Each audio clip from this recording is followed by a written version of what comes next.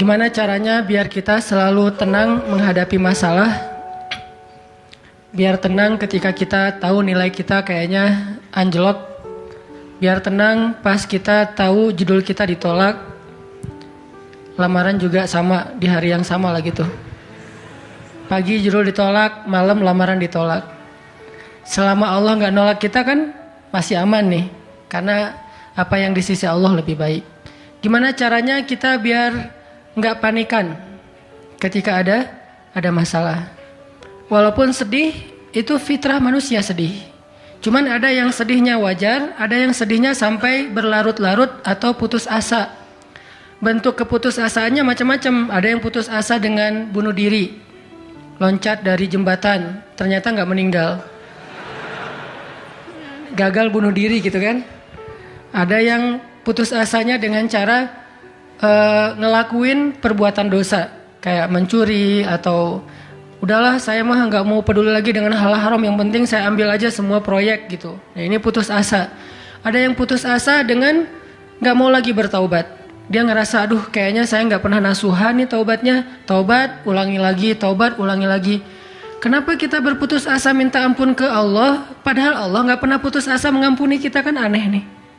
Allah tuh nggak pernah putus asa ngampuni kita, nggak pernah bosan menerima taubat kita. Allah nggak pernah bilang lo datang ntar pasti besok buat lagi, enggak. Padahal Allah maha tahu kita mungkin besok masih ngelakuin dosa yang sama. Asal kita datang, Allah langsung terima. Seolah-olah Allah tuh kayak husnuzon banget sama kita, walaupun pastinya Allah tahu tentang apa yang akan kita lakukan di masa yang akan datang. Ini artinya kenapa seseorang jadi putus asa, jadi berhenti untuk mencoba, jadi tidak lagi berharap apa-apa, jadi pesimis, jadi tidak survive dalam masalah, jadi penuh khawatir menghadapi hidup. Ada masalah dikit kayaknya udah kiamat dunia, padahal kuota habis doang nih. Langsung, aduh kuota habis jam 11 malam. Biasanya kan jam 11 itu jam chatting tuh sampai jam 1. Atau jam 11 malam kuota habis padahal tadinya pengen ngebangunin dia. Iya dia gitu kan. Jam 2. Gampang pakai aja kuota doa. Ya Allah bangunkanlah dia. Tiba-tiba dia tetap bangun. Dia bangunin kita akhirnya.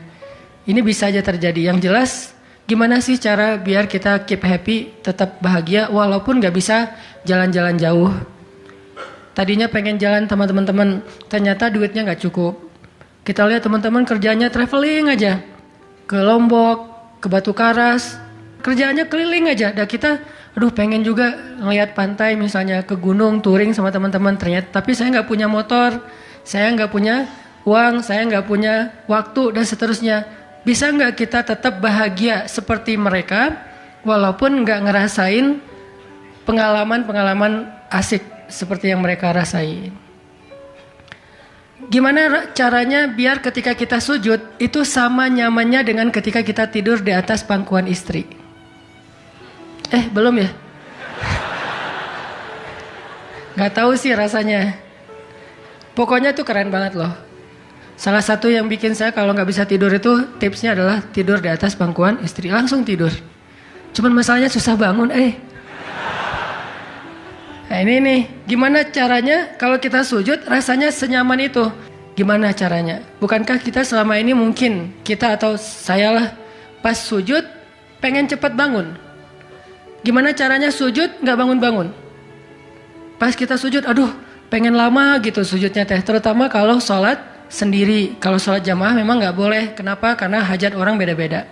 Nabi kalau sholat jamaah mah standar-standar aja. Tapi giliran sholat sendiri, itu sampai orang kewalahan ngikutin Nabi. Dan itu bukan cuma Nabi, sahabat juga kayak gitu. Siti Aisyah, istri Nabi itu.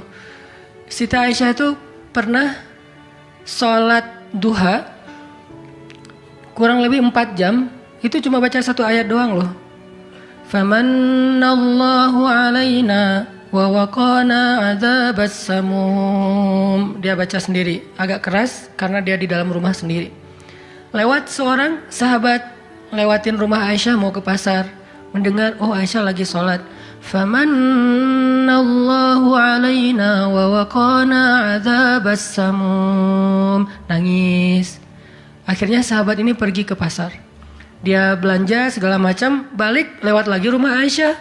Setelah kurang lebih 2 jam, pas dia lewat lagi rumah Aisyah, dia masih mendengar Aisyah membaca kalimat Famanallahu alaina wa waqana adzabas samum. Nangis lagi. Jadi 1 rakaat dengan 1 ayat itu bisa 2 jam, 3 jam yang dilakukan oleh para sahabat. Kenapa kok betah banget? Sama kayak kita betah banget nonton film, betah banget dengerin musik kesukaan kita, diulang-ulang lagu yang sama kan ya. Mungkin 1 lagu itu durasinya sebutlah 2,5 menit, 2,5 menit. Tapi diulang-ulang bisa sampai setengah jam mendengar lagu yang sama. Bukan 1 album, 1 lagu. Kenapa kita betah? Nah, gimana caranya? Kita juga dapat kebetahan kayak gitu ketika dengerin bacaan Al-Quran. Ketika kita membaca Al-Quran sendiri. Ketika kita sholat. Sampai ada istri Nabi sholat sambil ngikat badannya di dinding. Jadi dia bikin tali ke dinding gitu. Terus dia ikat badannya. Sehingga kalau dia udah gak kuat lagi, dia bersandar dengan ikatan tali di badannya. Saking lamanya berdiri sholat. Coba bayangin, berarti kan semalaman tuh. Kalau udah gak kuat, dia berdiri itu sambil badannya keikat di tali. Dan Nabi melihat itu menangis karena melihat kesungguh-sungguhan para sahabat dan sahabiat dalam beribadah kepada Allah. Dan itu bukan paksaan siapapun. Nabi gak pernah maksa kayak gitu. Mereka sendiri berinisiatif. Jadi tutorialnya dibikin sendiri gitu. Duh, saya sholat kalau malam-malam kayak gini jadi agak gak kuat, atau saya lagi sakit nih, lagi lemes nih, lagi kurang makan. Ya udah deh, agar tetap bisa berdiri, dia ikat tali, dia ikat ke badannya, terus berdirinya kayak orang-orang setengah sadar gitu. Nah, ini menunjukkan ada kenikmatan yang luar biasa yang mereka dapetin ketika mereka dekat dengan Allah Subhanahu Wa Taala. Gimana sih caranya biar kita bisa kayak gitu? Gimana caranya kita entertain kita itu adalah zikrullah. Boleh-boleh aja kita entertainnya nonton film, dengerin musik-musik yang positif. Entertain kita mungkin chatting, entertain kita mungkin update status, entertain kita mungkin kepoin mantan misalnya. Boleh-boleh aja selama masih wajar. Tapi bisa nggak entertain kita yang lain itu zikrullah? Dengan mengingat Allah kita jadi terhibur gitu. Dan itu entertain luar biasa pahalanya. Gimana caranya? Ini yang kita pengen belajar malam ini, sehingga kita bisa tetap happy walaupun dalam keadaan tadi akhir bulan, dalam keadaan habis diputusin, dalam keadaan ditolak, dalam keadaan bingung, galau, segala macam termasuk habis pulsa. Tetap bisa happy. Pas telepon, pulsa Anda tidak mencukupi. Masya Allah, gitu. Senyum gitu ya. Bukan, mana nih apa panik, biasa aja. Nah, ini kita perlu belajar. Saya juga merasa butuh mempelajari lagi gimana caranya biar bisa ngerasain itu. Dan nasihatnya bukan dari saya. Karena saya juga masih belajar, belum istiqomah amat nih. Tapi nasihatnya dari para ulama yang diambil dari ayat Al-Quran dan hadis-hadis Rasulullah SAW. Nah, sebelumnya coba kita perhatiin dulu kisah tentang ketenangan dengan mengingat Allah tuh kayak gimana. Salah satunya ada di surat At-Taubah yang terkenal. A'udzu billahi minasy syaithanir rajim. Illa tansuruhu faqad nasarahu Allah. إذ أخرجه الذين كفروا ثاني اثنين إذ هما في الغار إذ يقول لصاحبه لا تحزن إن الله معنا فأنزل الله سكينته عليه وأيده بجنود لم تروها وجعل كلمة الذين كفروا السفلى وكلمة الله هي العليا والله عزيز حكيم. Kalau kalian tidak menolongnya, maka sungguh Allah akan menolongnya. Seperti ketika orang-orang kafir mengeluarkan dia dari kota Mekah pada saat dia menjadi salah satu di antara 2 orang yang berdiam di dalam gua, yaitu Gua Thur. Ketika ia berkata kepada sahabatnya, yaitu Abu Bakar, dia di sini siapa? Rasulullah SAW ketika dia berkata kepada sahabatnya, la tahzan innallaha ma'ana, janganlah kamu khawatir, bersedih, takut, itu sama, sesungguhnya Allah bersama kita. Maka Allah Subhanahu wa taala menurunkan rasa ketenangan kepadanya dan menolongnya dengan tentara yang kalian tidak bisa melihat, sehingga Allah menjadikan kalimat orang-orang kafir itu menjadi dikalahkan atau rendah, dan kalimat Allah adalah kalimat yang tinggi, dan Allah Maha Perkasa lagi Maha Bijaksana. Ini kan kata-kata yang paling populer ya, la tahzan innallaha ma'ana. Tips pertama kalau kita pengen bisa lebih tetap tenang, happy ketika kita dalam tekanan adalah kita tuh memang harus punya sahabat yang selalu mengingatkan kita kepada Allah Subhanahu wa taala. Sahabat yang mengingatkan kita kepada Allah. Ini yang terjadi kepada Abu Bakar As-Siddiq. Sekelas Abu Bakar yang imannya sampai ke derajat Siddiq, bukan cuma mukmin loh, Siddiqun. Kan ada mukmin, ada muttaqin, ada siddiqin. Ini udah derajatnya Siddiq. Arti Siddiq itu udah nggak ada lagi keraguan di hatinya. Udah nggak ada lagi masalah sedikit pun. Ketika orang-orang ragu, Abu Bakar tetap yakin. Salah satu kasusnya pas Nabi pulang Isra Mi'raj. Nabi bilang bahwa saya baru pulang dari Palestina dan baru naik ke langit semalam. Diberitakan ini kepada orang-orang kafir Quraisy, tapi orang-orang kafir Quraisy nggak percaya. Lalu ketika para sahabat-sahabat lain mendengar, mereka kayak ragu-ragu gitu, bener nggak ya, bener nggak ya? Lalu ketika ditanya kepada Abu Bakar, ya Abu Bakar, lihat tuh teman kamu makin gila aja. Emangnya kenapa, kata Abu Bakar? Dia ngaku-ngaku baru pulang dari dari Palestina. Dia ngaku-ngaku baru pulang dari langit. Katanya Isra dan Mi'raj semalaman, dalam waktu 1 malam. Lalu Abu Bakar bertanya, siapa yang bicara kayak gitu? Dia atau kalian? Kata mereka, Muhammad yang ngomong kayak gitu langsung kepada kami. Kata Abu Bakar, kalau Muhammad yang ngomong kayak gitu, maka benar. Dia nggak mau tanya gimana caranya, berapa lama waktunya, kapan, siapa yang membawa dia. Nggak nanya apapun. Kalau Muhammad yang ngomong, maka itu benar. Ini artinya Siddiq, nggak banyak tanya, percaya banget. Kalau ayatnya kayak gitu, udah cukup. Kalau hadisnya kayak gitu, udah cukup. Kalau kata ulama kayak gitu, saya ikut. Nggak ada kenapa kayak gini dan seterusnya, nggak. Ini menunjukkan Abu Bakar itu orang yang sangat luar biasa imannya. Tapi dia tetap manusia. Gimana pun imannya udah kuat, mantap, Siddiq, ketika ada masalah, sifat dasar manusia itu keluar lagi, yaitu khauf, rasa khawatir, takut. Dan yang luar biasa, khawatir dan takutnya Abu Bakar itu bukan untuk keselamatan diri beliau. Abu Bakar itu khawatir terhadap keselamatan Rasulullah SAW. Jadi bukan keselamatan Abu Bakar. Kalau kita mungkin khawatir terhadap keselamatan diri sendiri nih. Kalau Abu Bakar derajatnya khawatir terhadap gimana ya Rasul, kalau mereka ngelihat ke bawah, ke kakinya, pasti kita akan ketahuan. Karena mereka sembunyi di sebuah lubang, nggak gua sih, kecil, lubang di bukit Jabal Sur. Dan orang-orang kafir Quraisy sudah datang ke lubang itu, berdiri tepat di pintu gua. Kalau mereka ngelihat ke bawah, udah ketahuan tuh, kelihatan Rasulullah sama Abu Bakar. Sehingga Abu Bakar berkata, ya Rasulullah, kalau mereka ngelihat kita sedikit aja ke bawah kaki mereka, mereka akan menemukan kita. Gimana ini ya Rasul? Saya khawatir terhadap keselamatanmu. Apa kata Nabi? Ya Abu Bakar, ma dhannuka bithnain, Allahu salisuhuma. Wahai Abu Bakar, kenapa kamu pikir kita cuma berdua?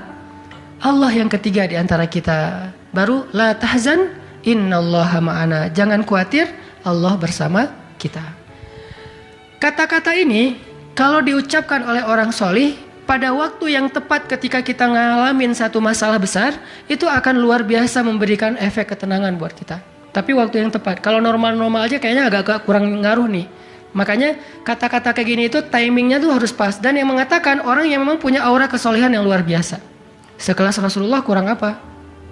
Itulah sebabnya kenapa kita harus punya banyak, atau setidaknya kita punya seorang sahabat, seorang teman yang solih, yang sering mengingatkan kita. Minimal istri. Kenapa? Karena kalau kita galau dalam urusan kerjaan, nanti pas kita pulang ke rumah, yang akan bilang la tahzan innallaha ma'ana adalah pasangan kita. dengan nada yang lembut, dengan senyum yang khas, dengan dekapan yang mungkin penuh kasih sayang, itu benar-benar bisa bikin kita tenang. Gak tahu tenang karena kata-katanya atau dekapannya nih, saya juga bingung. Dua-duanya kali ya. Dia bilang, la tahzan ya azizi. Panggilan buat suami bahasa Arabnya yang lembut tuh azizi. Bukan al-aziz ya, al-aziz mah nama orang. La tahzan ya azizi atau ya habibi atau ya albi. Albi itu artinya jantungku. Jangan dipakai deh, biar saya aja yang pakai itu. La tahzan. Jadi misalnya kayak suami galau tentang kerjaan. Mah, papa lagi galau nih. Kenapa, Pak? Di kantor itu kemarin kita ada tawaran proyek. Cuman proyeknya kayaknya cara untuk ngedapetin proyek itu cara-caranya tuh agak-agak kurang baik gitu. Ada suap segala macam. Tapi itu proyeknya untung besar loh, Mah. Nah, kalau kita nggak suap, kita nggak akan dapat proyek itu. Ini gimana nih, Mah? Diambil nggak? Kan galau nih, udah istikharah belum mantap nih hatinya. Istrinya yang bilang, Papa, Allah yang kasih kita rezeki. Kalau Papa ninggalin sesuatu karena Allah, Allah akan ganti dengan yang lebih baik. Pasti dari booster ya, Mah. Nyontek gitu ya. Nah, kalau dia ngomong kayak gitu kan jadi mantep nih. Kayak saya juga pernah ngerasain lagi kayak sedih gitu, lagi galau karena satu urusan. Istri mengatakan, udah serahin aja sama Allah. Kan jadi mantap kan hatinya. Hal-hal yang kayak gini nih. Kalau belum punya pasangan, temen. Sehingga Nabi mengatakan, Al-mar'u ala dini khalilih. Seseorang itu bergantung loh kepada tingkat kesolehan temennya.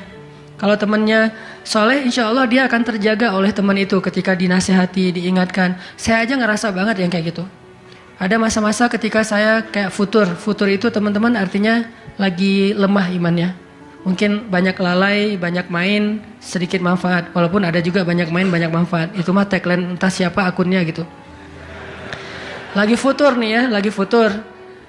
Lemah, ngerasa bangun tahajud kayak susah gitu. Ke masjid males, zikir gak khusyuk, tilawah Al-Quran gampang ngantuk.